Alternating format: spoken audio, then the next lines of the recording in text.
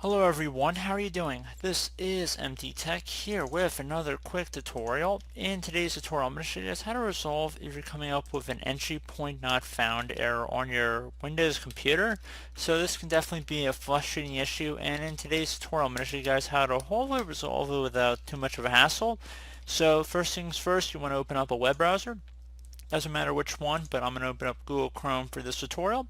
And I'm going to have a link in the description of the video to a Microsoft domain. I want you guys to copy it from my description. And then go up to the top URL bar and paste it in.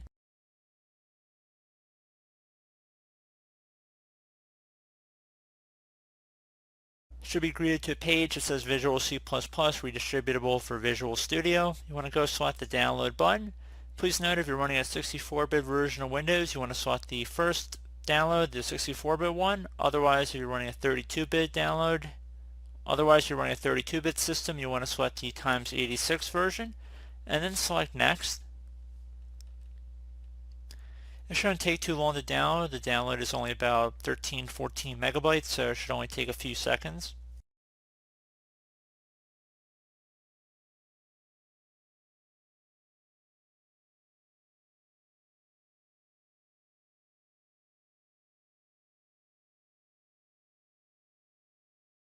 And once that is done downloading, you just want to open it up. So depending on what web browser you're using, it might look a little bit different, but you just want to click on it one time.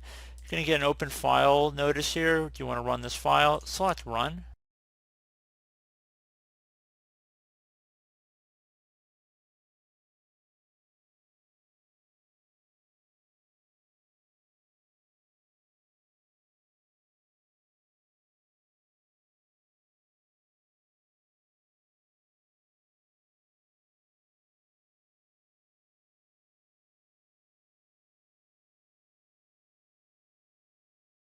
You want to select Run. After you're done looking through the end user license terms, and you want to agree to the terms and select Install. If you receive a user account control prompt, make sure Verify Publisher says Microsoft Corporation and then left click on Yes. It'll take a minute or two, so just be patient here. Quick take less. Once it's done, just click on Close, which is just restarting your computer, and hopefully that should be about it.